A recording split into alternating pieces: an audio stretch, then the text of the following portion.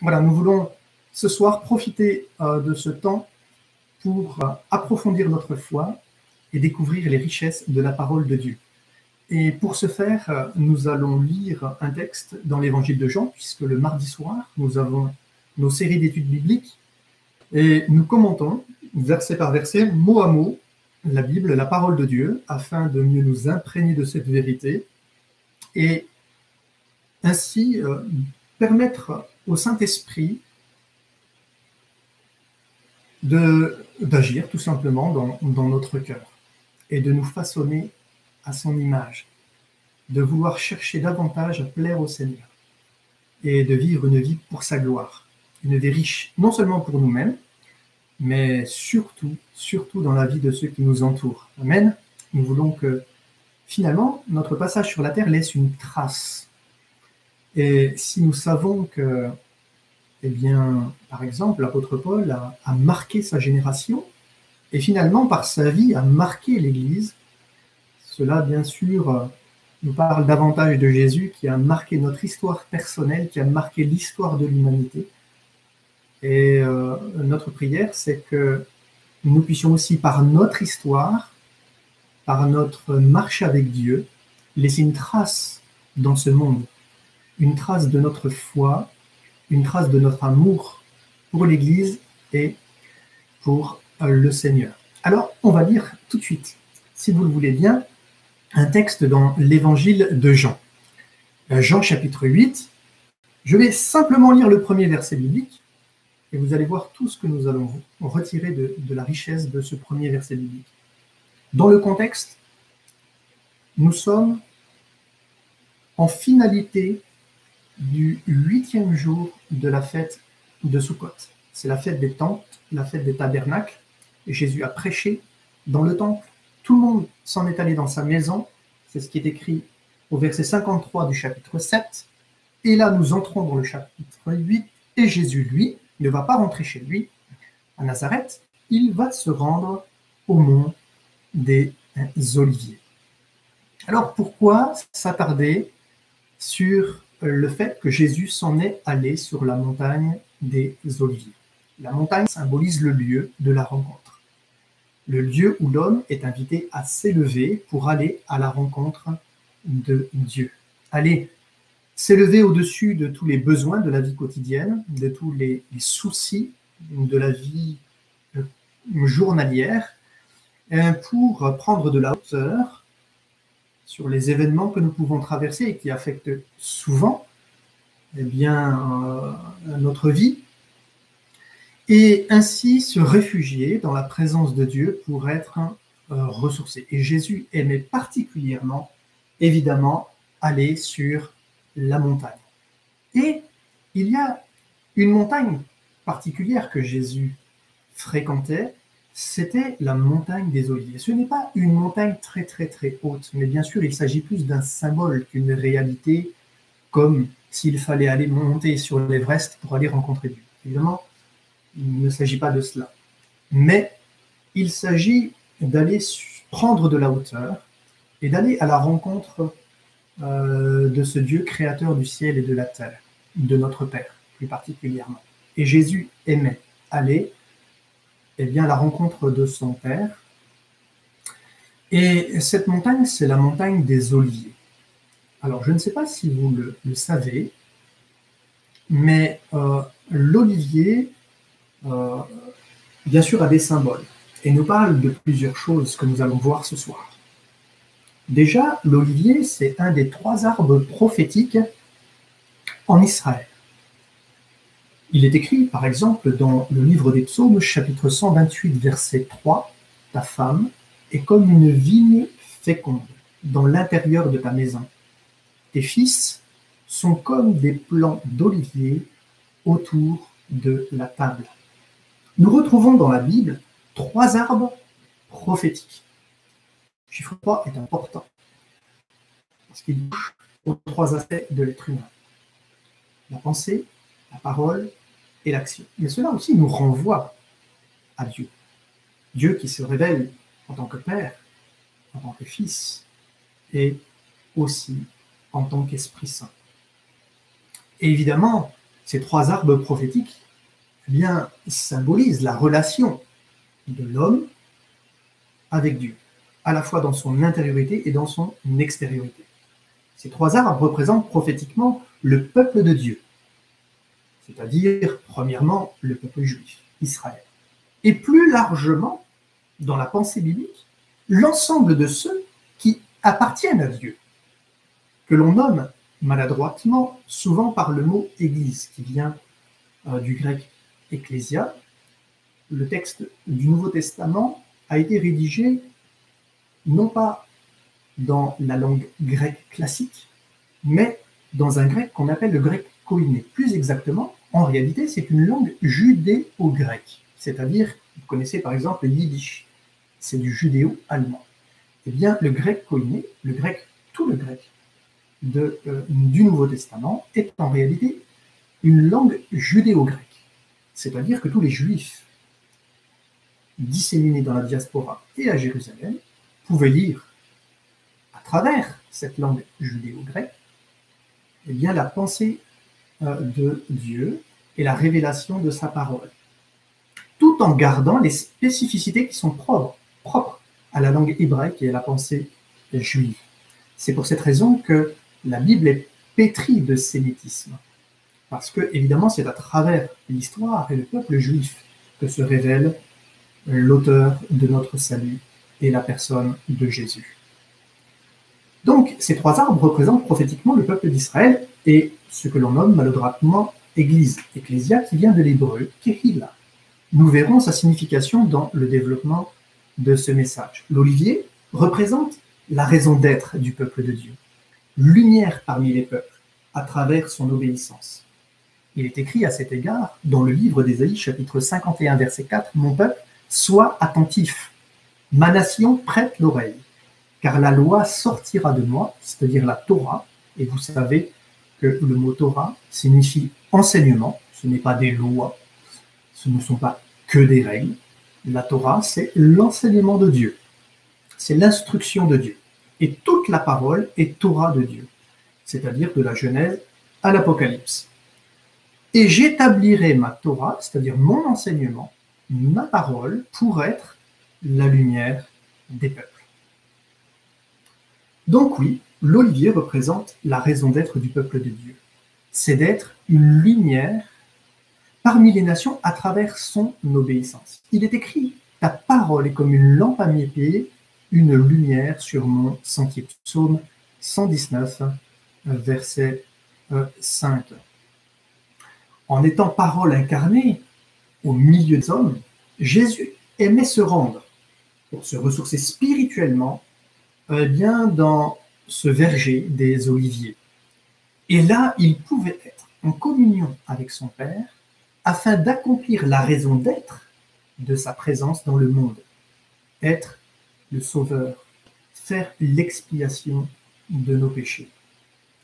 Ainsi, l'olivier représente véritablement la raison d'être du peuple de Dieu, à travers le sacrifice de la croix. Le figuier, lui, qui est le deuxième arbre prophétique au sein d'Israël, représente le moyen que Dieu va utiliser pour éclairer les nations, c'est-à-dire Israël dans son histoire. C'est pour ça qu'il est écrit d'ailleurs que toute la Torah, c'est-à-dire toute l'histoire d'Israël racontée à travers la Torah, est un pédagogue, un enseignant qui nous conduit au Sauveur et au Roi des Rois, c'est-à-dire la merveilleuse personne de Jésus. Et ce figuier représente la nation d'Israël dans son histoire. La vigne est le troisième arbre prophétique dans la Bible.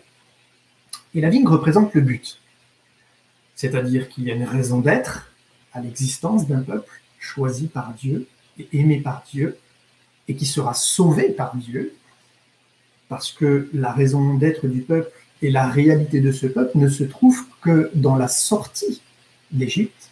Et pour nous, cela symbolise la sortie de nos limites et des frontières du péché.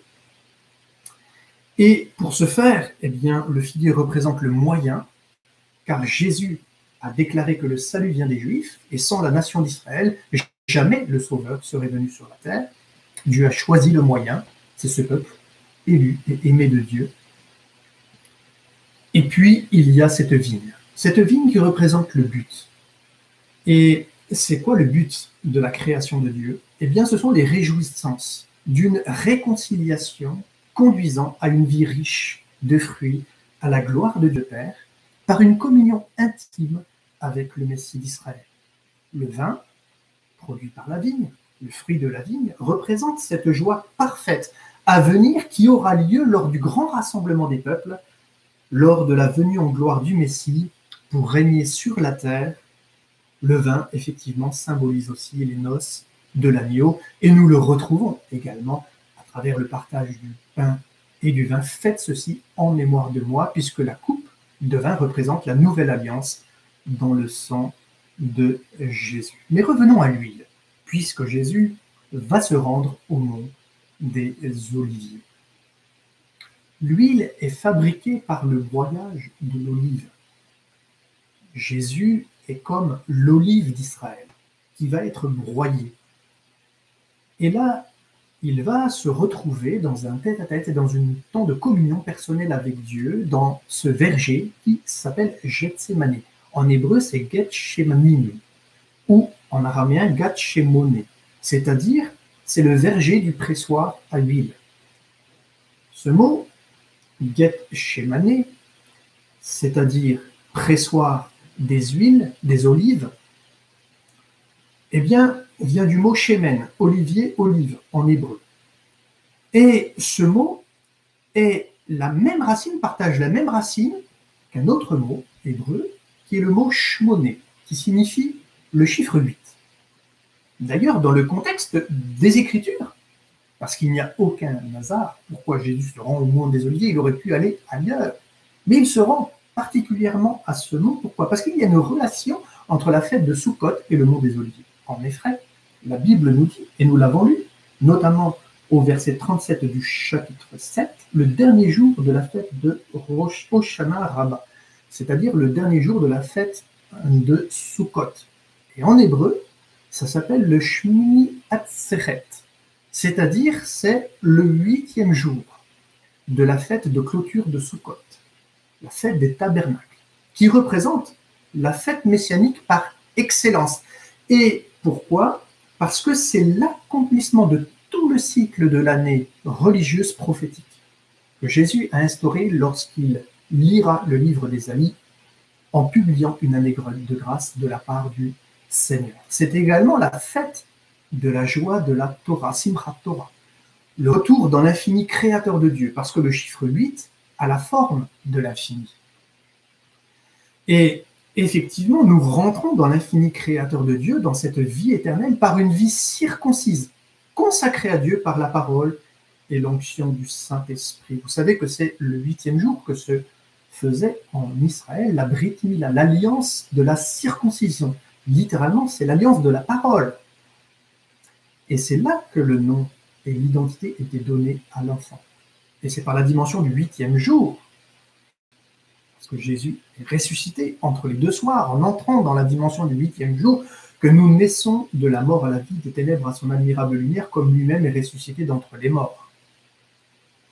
Après que Jésus eut passé 3 jours et 3 nuits dans le tombeau. Et nous le savons, donc qu'il y a évidemment un lien extrêmement fort entre le chiffre 8 et donc l'olivier. C'est ce que nous découvrons ensemble. Shemen, l'olivier, Shmoné, le chiffre 8. Cette lumière, elle est produite par l'huile. Et cela nous renvoie à la Hanouka. Pourquoi je parle de lumière? Parce que Jésus a dit « Je suis la lumière du monde. Et celui qui me suit ne marchera plus dans les ténèbres. » Jésus se rend au mont des Oliviers, dans le jardin du pressoir à huile, et par cette huile, les lampes que nous sommes peuvent être éclairées. Et évidemment, cela nous renvoie à la fête de la Hanouka. C'est la fête des lumières, de la lumière, qui a lieu en début de la deuxième période de décembre. En général, dans l'année, le cycle annuel hébraïque, et qui dure également 8 jours, une fête, symbolisant la capacité de la renaissance et de la résurrection du peuple juif sur le plan spirituel. En effet, lors d'une certaine révolte, dont il n'est pas fait mention dans la Bible, mais Jésus néanmoins va fêter la fête de la Hanouka, on le voit dans les évangiles. Cette fête avait été instaurée en Israël lorsque une partie du peuple s'est révoltée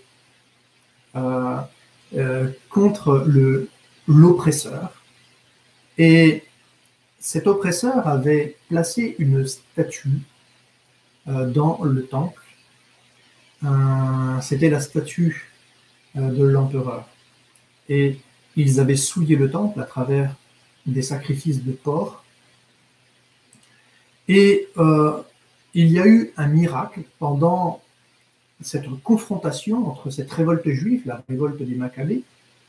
Eh bien, ce qui va se passer, c'est un miracle. C'est que, alors qu'il va y avoir eh bien, la reprise du temple, nous voyons que dans la Bible, eh bien, il ne manqua pas d'huile sur le chandelier à l'intérieur du temple. Alors qu'il ne restait plus qu'une des 7 lampes allumées, une seule des 7 lampes allumées du chandelier, eh bien, cette huile, pourtant, pendant les 7 jours qui servaient à fabriquer l'huile sainte et à préparer l'huile afin à nouveau de remettre de l'huile dans eh bien, le chandelier, pendant cette période d'attente, eh bien, l'huile ne vint jamais à manquer sur le chandelier, dans le candélabre. Et c'est pour cette raison eh bien, que l'on célèbre cette fête en Israël, parce que jamais il ne vint à manquer de lumière dans le temple. Et nous le croyons, si Jésus est venu dans le monde, c'est qu'afin que jamais la lumière de sa parole ne vienne à manquer au sein d'Israël et au-delà d'Israël, au sein de l'humanité. C'est également au 8e jour, après 7 jours de séparation volontaire, Sheva Mitim, que le couple juif s'unit à nouveau. Cela nous renvoie aux noces. Les noces en Israël durent 7 jours, pendant lesquels l'épouse, après la nuit nuptiale, est séparée à cause de son flux impur. Elle reste dans la chambre nuptiale. Cette séparation passagère nous parle du temps des nations et aussi du temps de la colère de Dieu, pendant lequel l'épouse, bien sûr, sera à l'abri dans la chambre nuptiale. Les 7 coupes de la colère de Dieu vont passer dans le monde, et après les 7 coupes de la colère de Dieu vient un autre niveau, la dimension du chiffre 8, où réapparaîtra l'épouse que le Fils dévoilera à l'humanité, une épouse enfin unifiée à l'Israël terrestre et l'Israël terrestre. Aujourd'hui, comme nous le verrons, il est évident que l'épouse de Christ vit sa foi dans une certaine séparation. Mais cela, j'aurai l'occasion de vous l'expliquer à travers « Je bâtirai mon Église », ce que Jésus dira à ses disciples. Et nous nous poserons la question mardi prochain, mais finalement, qu'est-ce que l'épouse? Qu'est-ce que l'Église? Le chet, la 8e lettre de l'alphabet hébraïque, symbolise la vie et s'écrit comme le mot vivant, chayat.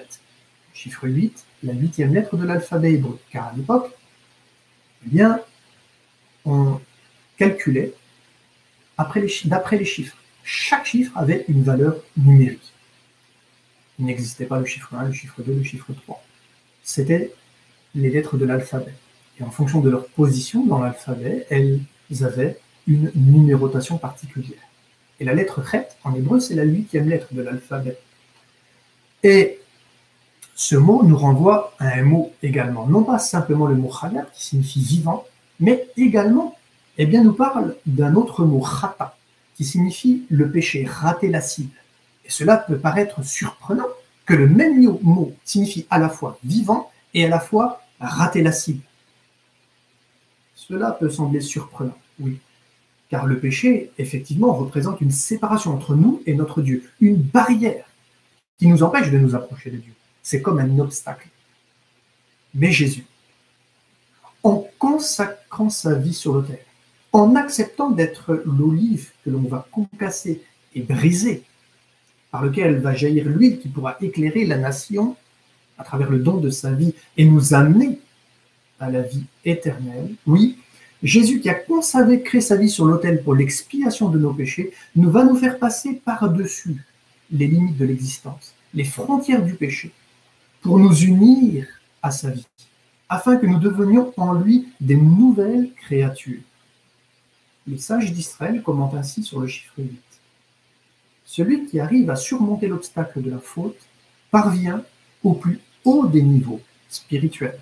En effet, celui qui a fait Teshuvah, c'est un mot qui nous renvoie à la notion de la repentance, c'est-à-dire celui qui s'est repenti devant Dieu, a réussi à dépasser l'ordre de la nature, c'est-à-dire le chiffre 7, les 7 jours de la création, et parvient à créer un ordre harmonieux et réconciliateur à travers le chiffre 8. C'est donc le chiffre 8, Shmoné, qui a la même racine que Shemen, l'olivier, l'olive, qui nous parle de la messianité, c'est-à-dire de l'espérance du Sauveur, d'une manière extraordinaire. D'ailleurs, 8 en hébreu se dit Shmoné, dont la racine est Shemen, c'est l'huile qui sert entre autres à allumer le chandelier, mais surtout, cela nous parle de l'huile d'onction. C'est l'huile qui va oindre le Messie. Et cela nous renvoie aux propriétés de l'olivier, qui est la force, la stabilité, la durabilité, la douceur, mais aussi l'amertume. Parce qu'il est vrai qu'en Christ, nous-mêmes, cette vie nouvelle va provoquer une certaine amertume par le brisement de notre moi, c'est-à-dire à travers une vie qui est livrée à Dieu, qui est consacrée à Dieu, comme Jésus a consacré sa vie pour notre salut. Oui, Jésus est la lumière du monde, et nous savons évidemment que l'huile est fabriquée à travers notamment de l'olive. Et cette huile sert à éclairer les maisons. C'est ce que nous retrouverons ensemble d'ailleurs mardi prochain à travers le prologue de la bonne nouvelle de Jean, où il est question que Jésus est la lumière du monde. Alors je vous souhaite, en attendant de nous retrouver mardi prochain, une bonne soirée. Que Dieu vous bénisse, que Dieu vous encourage, que Dieu vous fortifie